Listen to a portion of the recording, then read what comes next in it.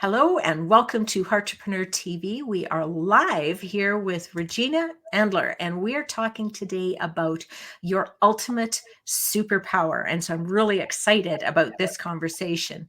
Regina Andler is the founder of and chief life strategist at Autumn Ascent Consulting. She has a lifetime of experience in the field of self-development and is a Jack Canfield certified success principles trainer and also certified in whole being positive psychology. Regina helps women between the ages of 40 to 65 create more harmony and balance in their life, guaranteed, using her proprietary Finding Me program. Welcome to the show, Regina.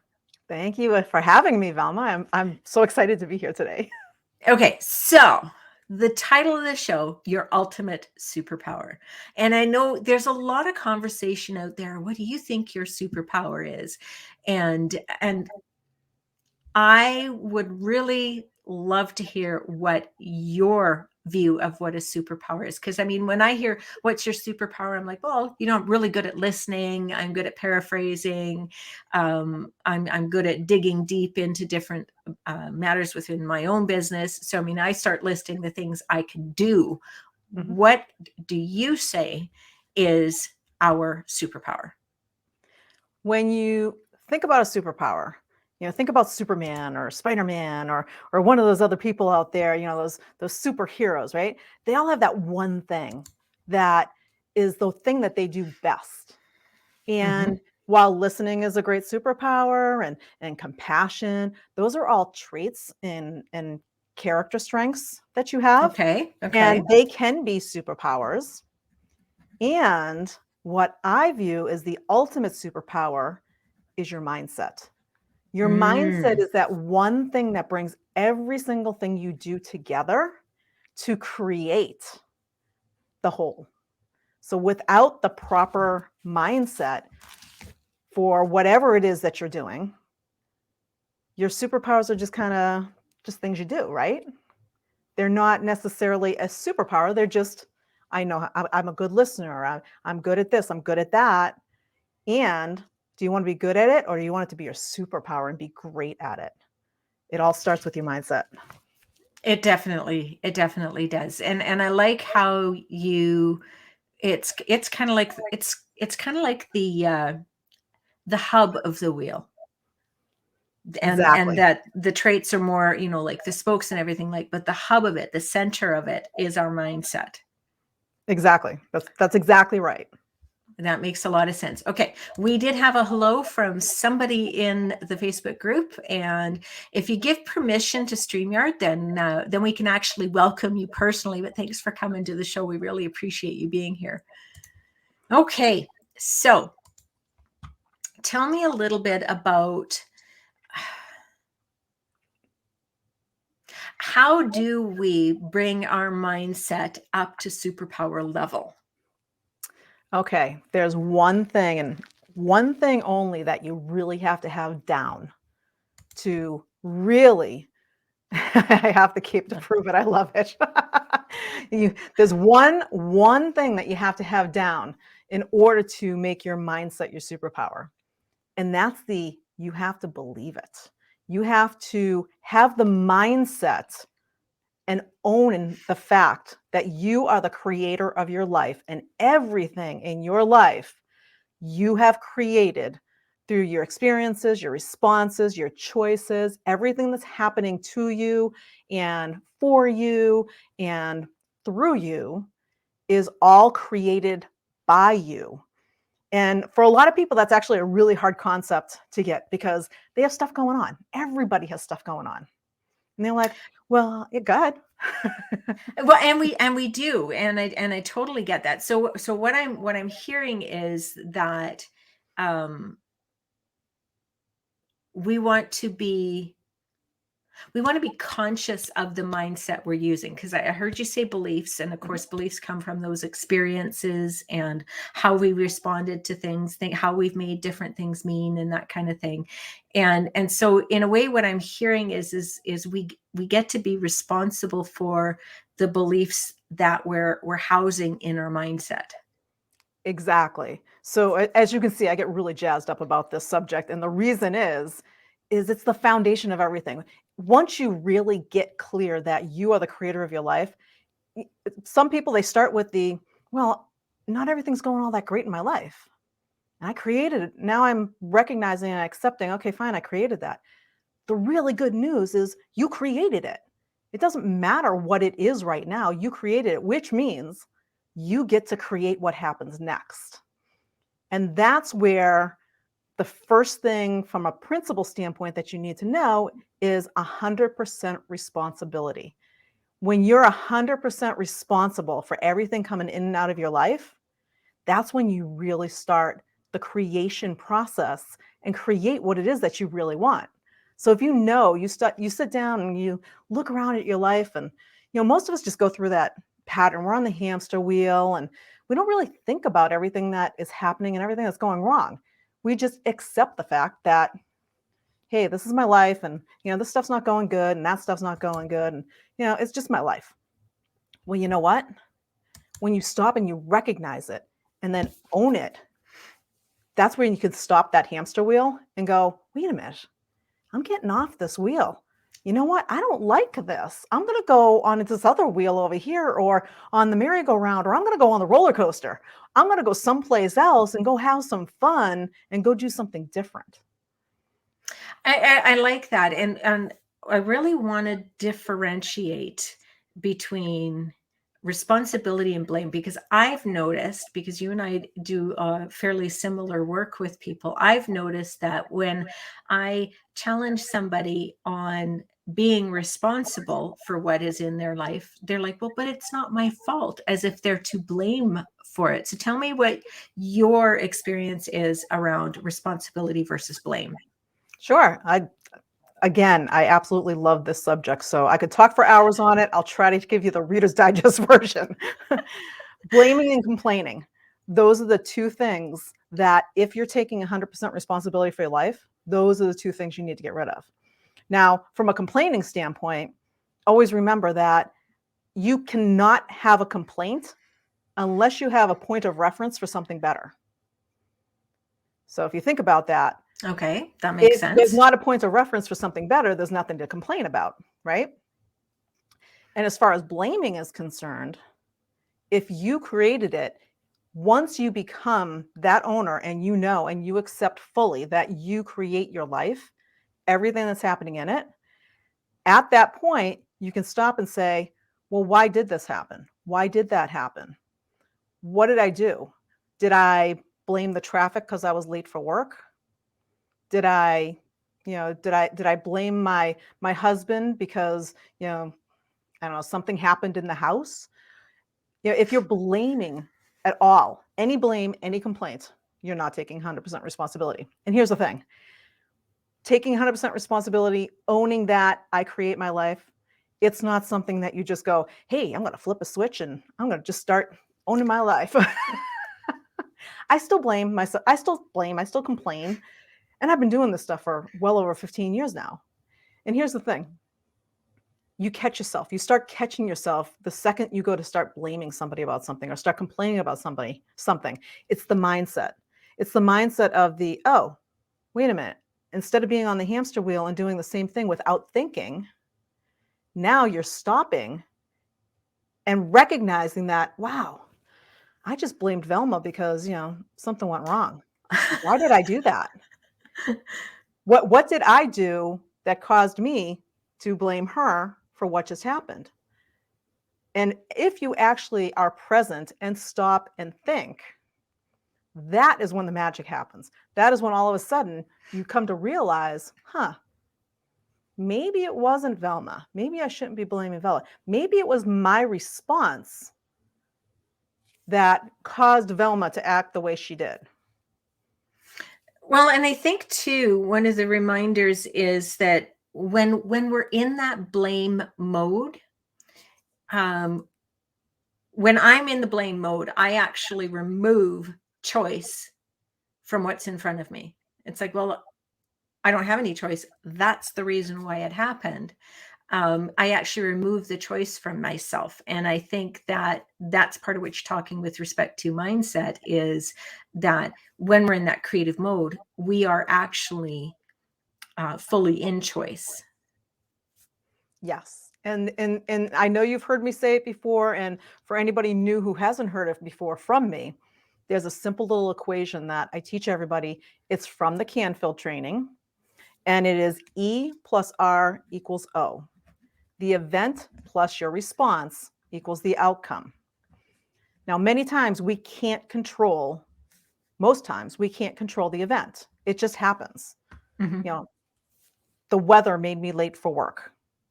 I just blamed the weather. Instead, I can say, it is what it is. Do I want to start an argument with my boss when I get to work because he's mad because I'm late? And I said, his argument's going to be, well, why didn't you leave earlier? Why didn't you do this? Why didn't you do that? It was what it was. My response to the event is what it is, and it creates the outcome. So if you're blaming, your response is to blame. There's an event that happens, and your response is to blame somebody. If you actually are present and you stop and think for a minute about what the outcome is going to be when you blame that person or Mm-hmm. that event or that thing, and you stop and are consciously thinking in your mind about, is that the outcome that I want? You're creating your life. Mm-hmm. Is that the outcome you want to happen? And if it's not, you catch yourself. Now, again, that's a hard thing to do for most people because we're just pre-programmed. And like you said, there's beliefs, there's limiting beliefs, there's all this stuff in our head that our unconscious is really ruling our life. Our conscious Mm-hmm. mind is like this little tiny piece of what's going on in our head. Our unconscious mind is basically creating our reality. And the thing is that most of the time, we don't have any control over our unconscious mind because we're not consciously aware of what's going on in there. However, we're reacting, we're saying things automatically that come out of our mouths, we're blaming, we're complaining. It's just an automatic response. Think of a reflex. You hit somebody on the knee and the knee goes up. It's an automatic reflex. It's all coming from your unconscious. Right.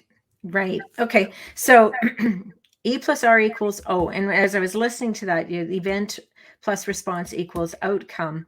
And I think that R, if you're unconscious, is more often going to be react versus respond.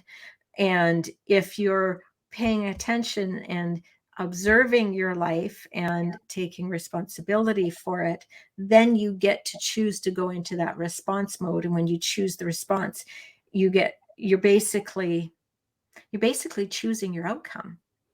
Exactly. And because of the event, the outcome, it might not be a great outcome. It might just be the better outcome, Mm-hmm. depending on what the event is. So if something really bad happens, you have a really bad event, and that happens, there's multiple outcomes that can come from it. All of them are probably not going to be, where everything's going to be sunshine and roses again, because it was a really bad event. And, Mm-hmm. it just is what it is. The question is how bad do you want the outcome to be better than worse, So things happen and you have that choice to respond. Well, and I think again that's where the mindset superpowers come in, and creating those choices and the responsibility, because we are human beings living on a planet. There is plenty around us that we just don't have control over, and we never will have control over it. The choice, I prefer the word over choice versus control, because it's a softer, it feels more empowered than controlled. Like empowered versus power, right? Power doesn't feel the same to me as empowered. And when I want to have power over something, then I want to control it. But when I want to feel empowered, then I feel like I'm more at choice. To me, there's an energetic difference in those two words. So now I forgot where I was going with that. It was really great in my head. It's a really good point. It's what you're saying is the feeling of power versus empowerment.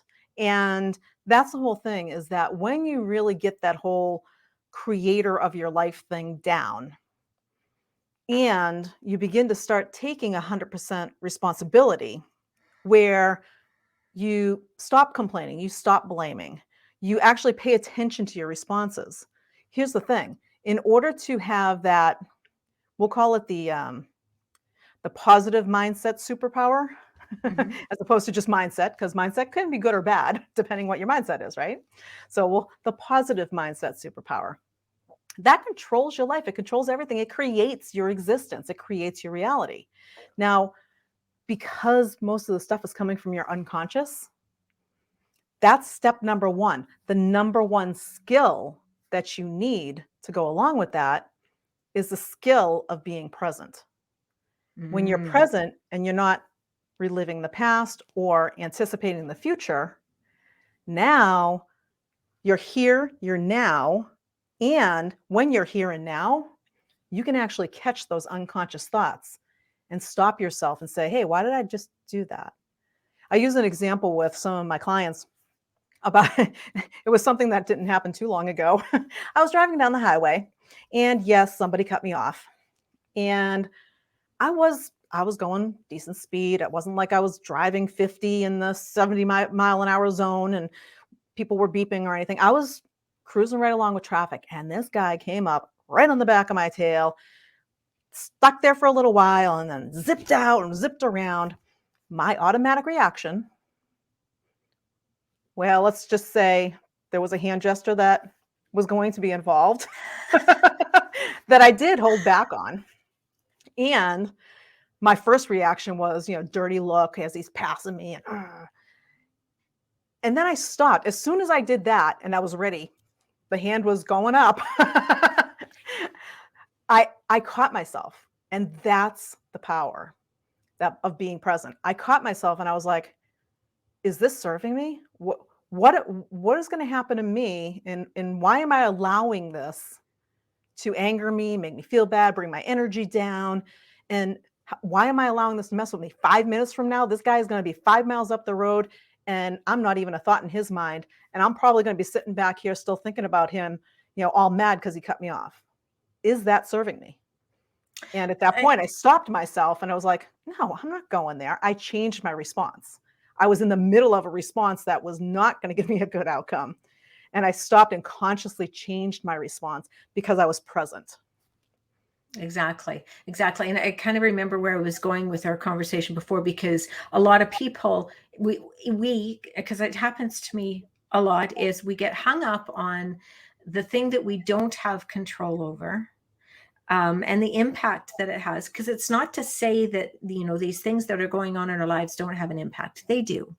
They Mhm. really do. Um, and at the same time, I'm going to use your analogy with respect to the driver cutting you off and the hand gesture. It's almost like where it's like, here's my energy. I'm giving it to you. I'm giving Mhm. it to you. Every time I do that, I'm giving you my energy. And do I really want to be doing that? Do I really want to deplete myself that way? Or do I want to retain my energy? Right? That's exactly right. I was giving him my power instead of empowering myself. Exactly, exactly. So I can see where the mindset and that equation, event, response, outcome, is really valuable, because the events happen. Like you said, there's nothing we can do about those. But then when it comes to that, are we get the choice between reacting or responding. Exactly. And that's when we retain our energy, we retain our power, and then we start getting choice into the matter of whatever is going on. Exactly. So that reaction is coming from your unconscious.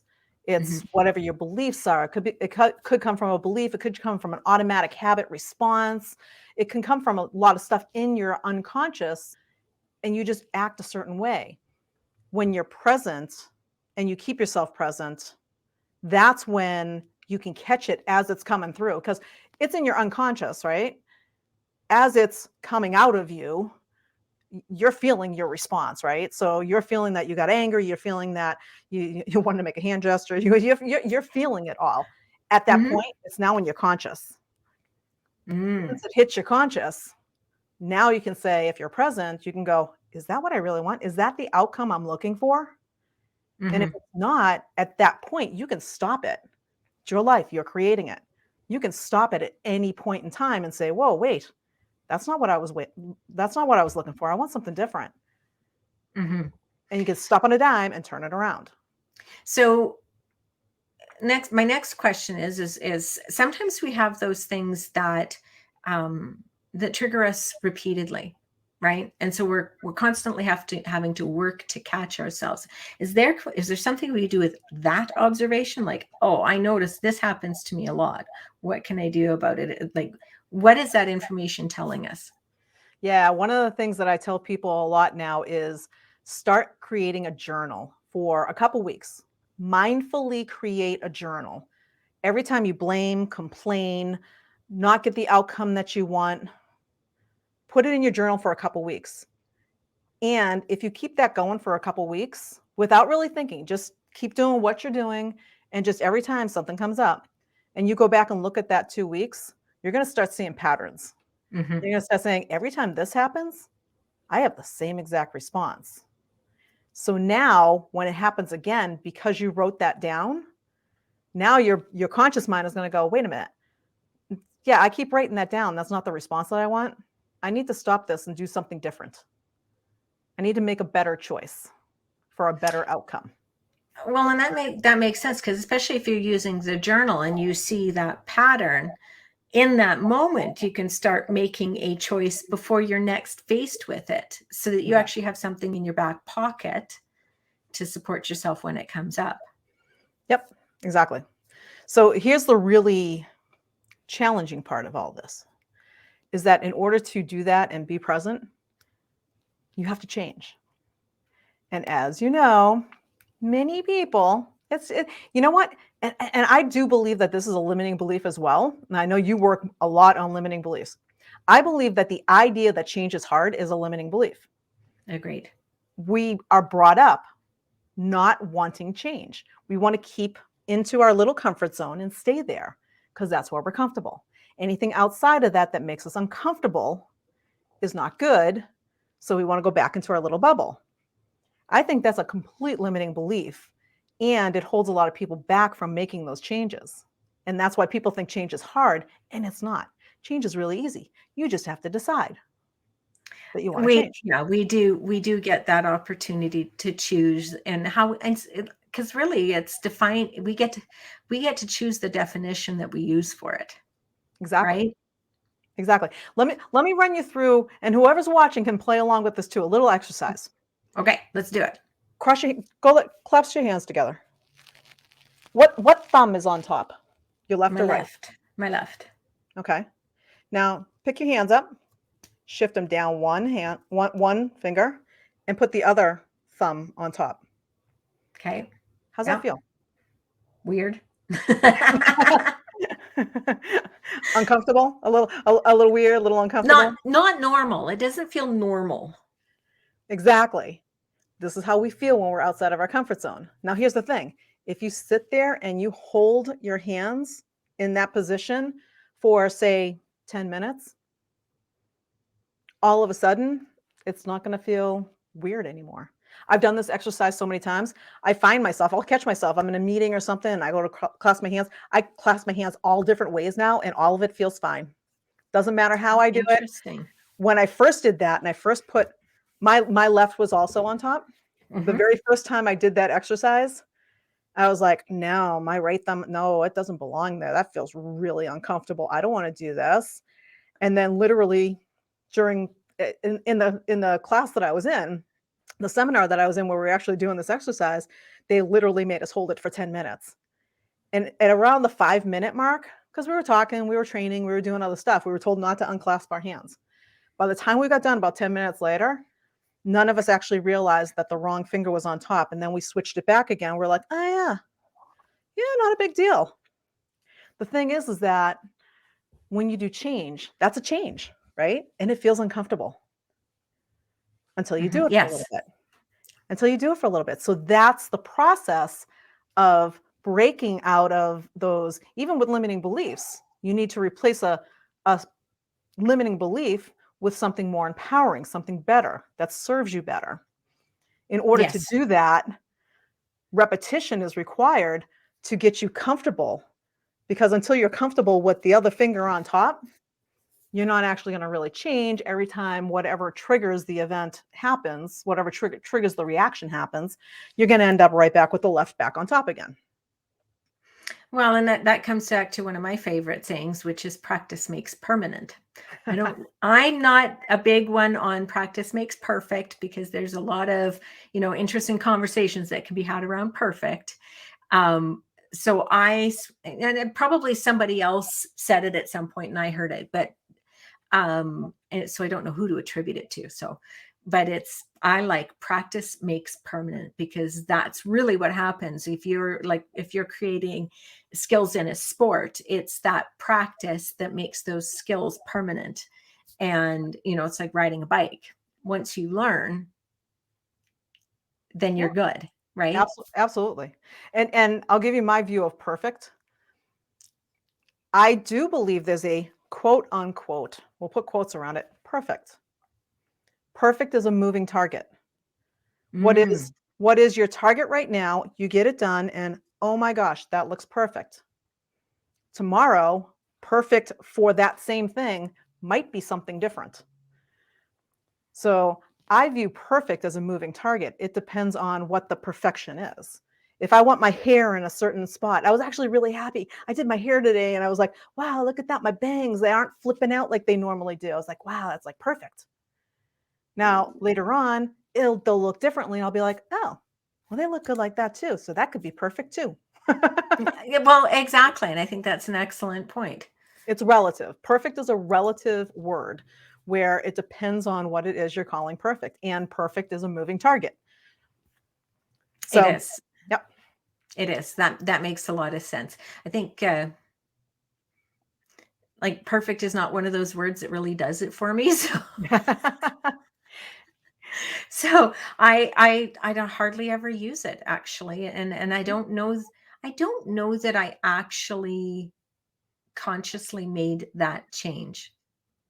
I agree. It's I agree with the statement practice makes permanent versus Yeah, practice makes perfect, because that's one of those ones where when you say practice makes perfect, it almost makes perfect like a finite thing, where right. I view perfect as infinite because it changes.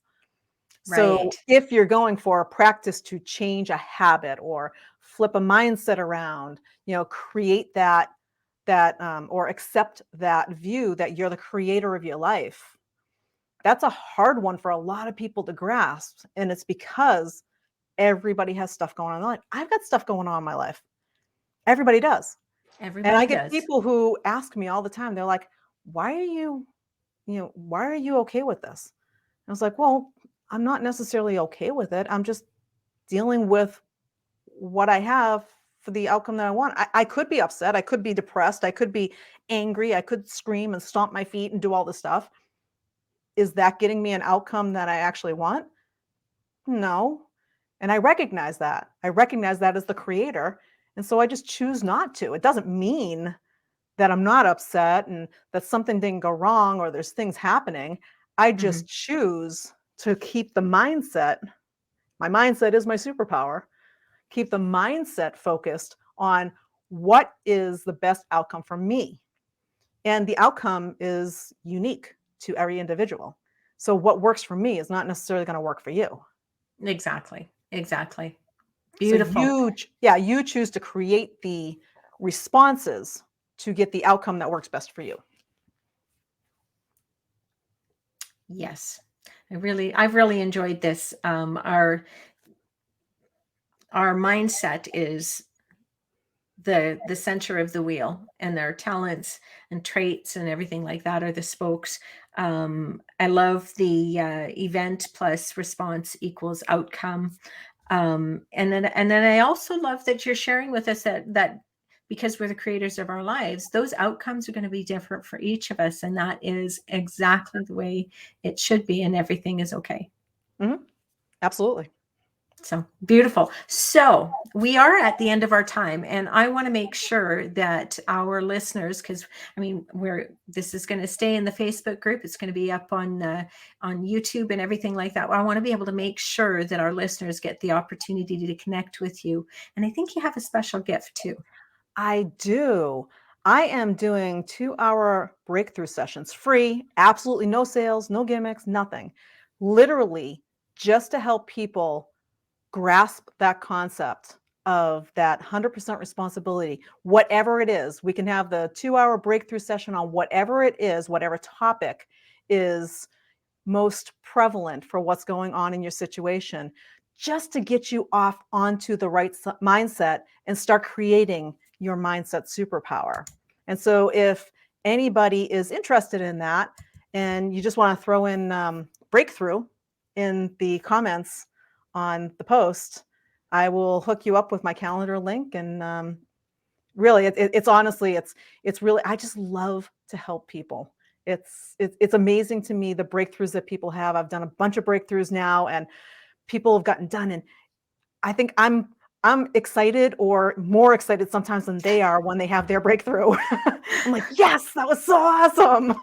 Exactly. I love that. I totally agree with you on that. Okay. So put excuse me, breakthrough in the comments if you want to have a breakthrough session with Regina, and she will reach out to you and give you her calendar link. If somebody wants to look at one of your programs, what have you got going on right now? Well, right now I'm in transition on one of my programs. I'm actually taking my Finding Me signature program and creating it as a self-paced program. It's going to be awesome. And Mm, that should be released by the end of the first quarter of this year. So I'm very excited about that. And I also have a new program called A Mindset for Success that I have released. And that's also about how to shift your mindset. We go on how to create the right mindset, and then how to see what's going on, and then actually physically how to do the actions to create and solidify. To practice makes permanent. awesome. Awesome. So how do we find that mindset to success? A mindsetforsuccess.com. A mindsetforsuccess.com. Okay, A beautiful. mindsetforsuccess.com. Yep. Okay, so for those of you who are in the Facebook group, we'll put that link in the comments for you. And again, break through in the comments if you want to have a 2-hour session with Regina, and she'll help you break through whatever it is that's not quite right now for you. Thanks so much, Regina. I really enjoyed this. And thank you for having me. I really appreciate it. I always love talking to you, Velma.